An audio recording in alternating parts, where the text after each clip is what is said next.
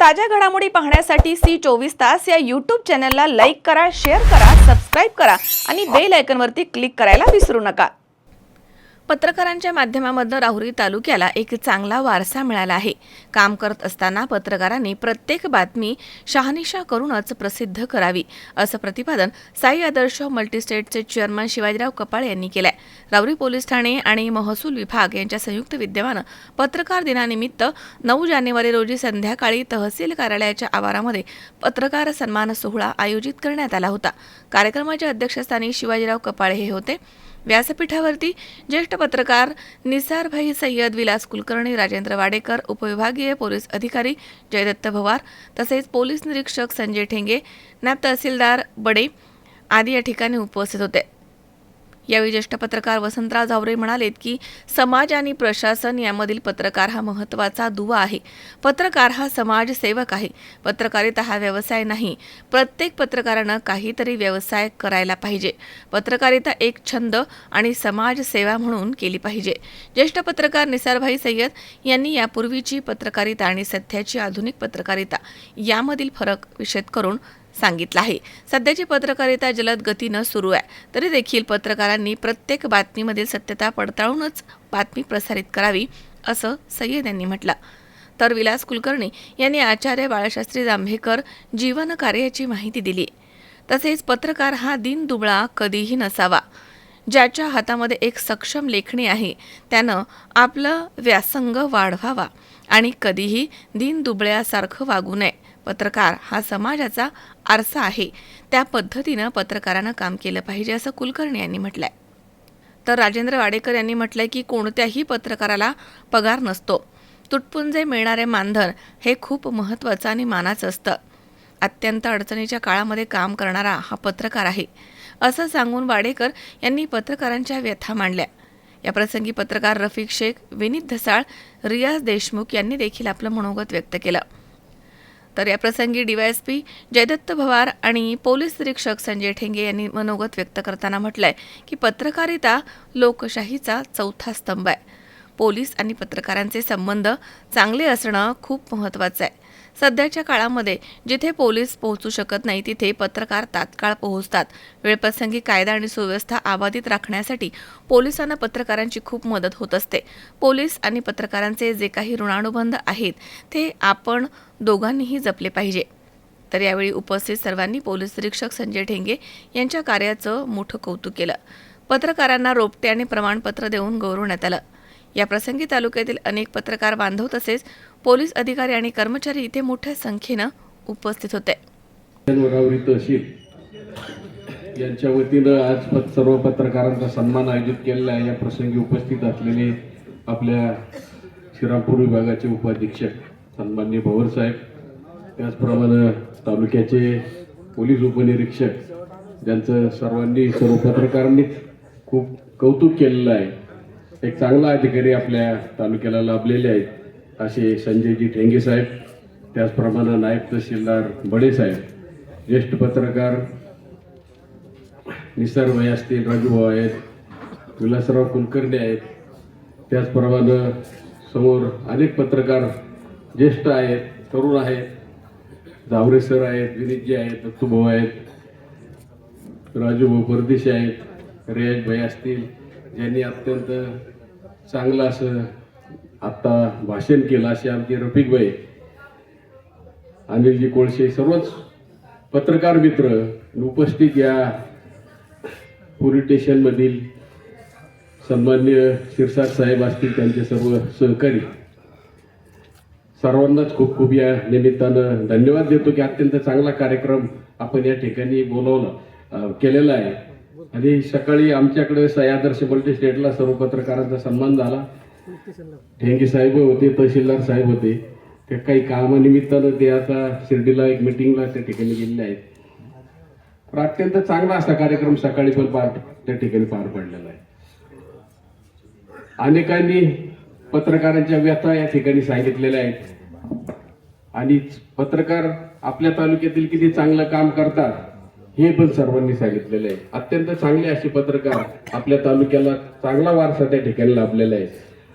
संस्थांच्या बाबतीत बोलायचं झालं तर आर्थिक संस्था अनेक येतात जातात, काही अडचणीत येतात. परंतु मी प्रत्येक वेळेस पत्रकारांना विनंती केली की आपल्या तालुक्यातील पत्रकारांनी कुठेही एखादी संस्थेच्या विषयी चुकीची बातमी किंवा चांगली असेल तरी खात्री करून त्या ठिकाणी टाका की जी संस्था अनेक वर्ष तिला घडायला लागतात परंतु तिला मोडायला वेळ लागत नाही. असे आपले उदाहरणं त्या ठिकाणी आहेत. कोणाचा आता नामोल्लेख मी करत नाही, परंतु तिचं भान ठेवून आपण सगळं त्या ठिकाणी काम करीत आहात. इथून पुढे काळातही सर्वांनी त्या पद्धतीनं करावं ही विनंती या निमित्ताने करतो. आणि खूप आज चांगला दिवस आहे. अनिलची बी सोय त्या ठिकाणी झाली आज. आयोजित पत्रकार बांधूंचा जो सन्मान करण्यासाठीचा छोटेखानी कार्यक्रम आयोजित केलेला आहे. त्या कार्यक्रमानिमित्त या कार्यक्रमाचे अध्यक्ष श्री शिवाजीराव कपाटे साहेब, माझे सहकारी टेंगे साहेब, शिरसाट साहेब, सर्व पोलीस स्टेशनचे अधिकारी अंमलदार, या ठिकाणी पत्रकार आणि पोलीस लोकशाहीचा तिसरा आणि चौथा जो स्तंभ आहे त्या दोघांचं हे रिलेशन किती महत्वाचं आहे हे आता आपण पाहिलेलं आहे. आताही आपण या निमित्ताने एक वाद मिटवला आहे. नाही, ही खरंच चांगली गोष्ट आहे. कारण की तुम्ही जे आहेत कधी बातम्या ज्या छापतात त्या काही असं निगेटिव्हली आम्ही कधी त्याच्यात घेत नाही. कारण की त्याच्यातून आम्हालाही काही सुधारणा करता येतात. बऱ्याच वेळा काही चुकतंय का किंवा काही घडते का हे बऱ्यापैकी पोलीस स्टेशन व्यतिरिक्त वरिष्ठ अधिकाऱ्यांकडे पर्यंत हे जातं. SP ऑफिस असेल, ॲडिशनल साहेब असतील, आमच्याकडे या आपल्या मार्फतीनच ह्या बातम्या येतात की पोलीस स्टेशन हद्दीमध्ये नेमकं काय आहे, काय नाही, काही वाद झालेले आहेत, काही नाही, कसे मिटवले जातात ते. हा पत्रकार दिन आहे तो जो 1832ला तुमचं पहिलं मराठीतलं दर्पण दिन पण म्हणतात याला. बाळशास्त्री जांभेकरांनी जे चालू केलं होतं तेव्हापासून आपण हा सुरू केलेला आहे. तर हा मराठी पत्रकार दिन 6 जानेवारीचा आहे. आज 3 दिवस आपण उशिरानं आयोजित केलेला आहे कारण की सर्वांची सोय पाहून आपण हा कार्यक्रम आयोजित केलेला आहे. पोलीस आणि पत्रकार यांचं मनोमिलन तसेच भविष्यातील आपले हे जे नातेसंबंध आहे, नातेसंबंधच मी म्हणेन की तुम्ही काही ज्या गोष्टी असतात त्या पोलिसांच्या कानावर आणून देतात. आता राहुरी पोलीस स्टेशनची हद्द म्हणजे 96 गाव आहेत, 2 नगर परिषद आहेत, मोठी गाव आहेत काही. तर एवढ्या ठिकाणी पोलिसिंग पोहोचू शकत नाही. काही लहान सहान गोष्टी असतात त्या पोलीस पाटलामार्फत आणि पत्रकारांमार्फत, स्थानिक वार्ताहर असतील किंवा पत्रकार असतील त्यांच्या मार्फत पोलिसांपर्यंत येतात. काही गोष्टीमध्ये त्या सॉल्व्ह करण्यासाठी आपली पण भूमिका महत्वाची असते. जसे आता तुम्ही बजावली आहे तसे गावातले काही छोटेसे वाद असतात. प्रत्येकाला त्या यंत्रणेमध्ये पडायचं नसतं, पण किरकोळ वाद मिटवणं उद्देश हाच आहे शेवटी यंत्रणेचा की कायदा व सुव्यवस्था राहिली पाहिजे, शांतता राहिली पाहिजे. यामध्ये आपला पण तेवढाच महत्वाचा रोल आहे. आपण एखादी बातमी लावली, बातमी केली, त्याचा पाठपुरावा केला तर तिथपर्यंत आम्हालाही पोहोचता येतं, आम्हालाही काहीतरी उपाययोजना करता येतात. त्यामुळे आपला रोल अतिशय महत्वाचा आहे. आजच्या दिवशी पोलीस स्टेशन आणि तहसील कार्यालय यांनी हा जो काही आपला आम्ही सन्मान करण्याचा छोटा प्रयत्न केलेला आहे तो याच भावनेतून आहे की भविष्यात पण आपले हे जे ऋणानुबंध आहेत हे कायम राहतील आणि तुम्हाला आमच्याकडून कोणतं सहकार्य अपेक्षित असेल. आता काही लोकांनी खंत व्यक्त केली की आमचे पण अशा काही अडचणी आहेत. तर ठेंगे साहेब आहेत, आता तुम्ही त्यांचं कौतुक केलंच. जवळपास त्यांना 2 वर्ष झालेले आहेत या ठिकाणी. पण भविष्यात पण आता मी येऊन 4 महिने झालेला आहे. भविष्यात आम्ही आहे, काही अडचण आली तर तुम्ही आमच्याशी संपर्क करू शकता. नक्कीच पोलिसांच्या वतीनं आपल्याला जी काही मदत करता येते येथेची मदत आम्ही करू आणि यापुढे पण आपले असेच चांगले संबंध राहू देऊ. या निमित्तानं मी पत्रकार दिनाच्या निमित्तानं पोलीस प्रशासनातर्फे आणि महसूल प्रशासनातर्फे तुम्हाला खूप शुभेच्छा देतो. भविष्यात पण आपण असेच प्रोग्राम आयोजित करू आणि पोलीस पत्रकार यांचा संबंध चांगला राहण्याचा प्रयत्न करू. जय हिंद, धन्यवाद. मगाशी साहेब बोलले की पत्रकार चौथा स्तंभ म्हणून काम करतात.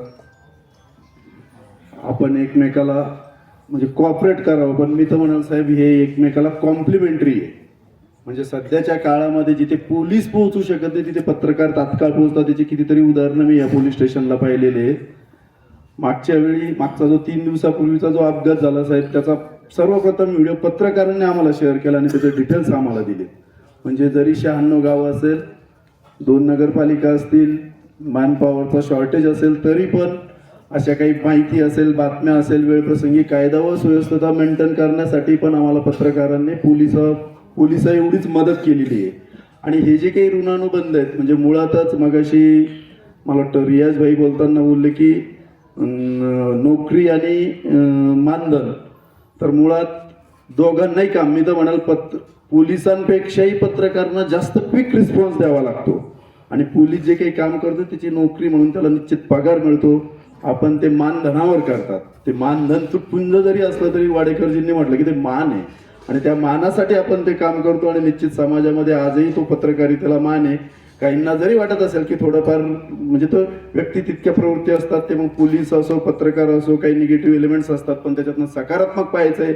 आणि निश्चितच असंच सकारात्मक पाहण्याचा आमच्या वरिष्ठांचे आम्हाला निर्देश असतात आणि तीच भावना आमच्यात कायम राहो. दुसरी गोष्ट, तुम्ही जे काही माझं म्हणजे कौतुक केलं, परंतु खरं कौतुक तर आमच्या टीमचं आहे. म्हणजे ह्या 2 वर्षामध्ये तुम्ही जरी म्हणत असले की 100 मुली आणल्या 100 मुली आणल्या, परंतु तसं काही मी केलेलं नाहीये. हे सगळं आमच्या पोलीस स्टेशनचे जवळजवळ 85 अंमलदार बदलून गेलेले 7-8 अधिकारी, आता सध्या कार्यरत असलेले 7-8 अधिकारी, या सगळ्यांनी ते काम केलेलं आहे. त्याच्यात माझं काहीच नाहीये. फक्त मी चॅनलाइज केलेलं आहे की त्यांनी केलेलं काम तुमच्यापर्यंत पोहोचवतोय. म्हणजे याच्यात माझा काही त्याच्यात रोलच नाही असं म्हणायला हरकत नाही. निश्चित फक्त तुम्ही जर एखादी गोष्ट म्हणजे मागाशी कुलकर्णी जी बोलले की आम्ही तुमची ती बातमी लावली की बा एवढ्या मुलींचं अपहरण झालं आणि मग त्यांचा शोध लागेल काय, तशीच गोष्ट म्हणजे मी 17 जानेवारीला ज्यावेळी चार्ज घेतला त्या दिवशी एक अपहरणाचा गुन्हा झालेला होता सर. पण आपल्याकडे एक वाघाचा आखाडा नावाचं गाव आहे, तिथे लॉ अँड ऑर्डरची समस्या चालू होती. म्हणजे त्या दिवशीच्या DCR सुद्धा माझं वाचणं झालं नाही की अपहरणाचा गुन्हा झालेला आहे. पण त्याच्यानंतर 25 जानेवारीला परत एक अपहरणाचा गुन्हा दाखल झाला. त्या दिवशी मी बघितलं की जानेवारी महिन्यात 6 मुलींचं अपहरण झालेलं होतं. म्हणजे त्यावेळी मी जरा थोडंसं स्वतःलाही मला हळवं झाल्यासारखं वाटलं की जर आपल्या घरातली एखादी मुलगी जर गेली तर आपण किती ताकद लावू, किती अस्वस्थ होऊ, ही भावना माझ्या त्या मनात तयार झाली त्यावेळी. आणि मग मागचं अनालिसिस केलं तर 2016 पासूनच्या काही मुलींचं अपहरण झालेलं होतं. त्या मिळून आलेल्या नव्हत्या, परंतु आम्ही फक्त त्याला काय केलं तर आम्ही कॅटालिस्टचा रोल प्ले केला. सगळ्या मुली शोधण्यामध्ये आमच्या दुय्यम अधिकारी आणि अंमलदारांनीच त्याच्यात प्रयत्न केलेले आहेत. आणि मग अशी जसं म्हटलं की निगेटिव्हली घेऊ नये, तर निश्चित आम्ही कुठलीही गोष्ट म्हणजे पत्रकार हा आरसा असतो, आमचं काही चुकत असेल त्यावेळी त्यांनी जर बातमी लावली तर तिच्यातला आशय समजून घेऊन त्यांचा हेतू समजून घेऊन आम्ही त्याला रिस्पॉन्ड करावं.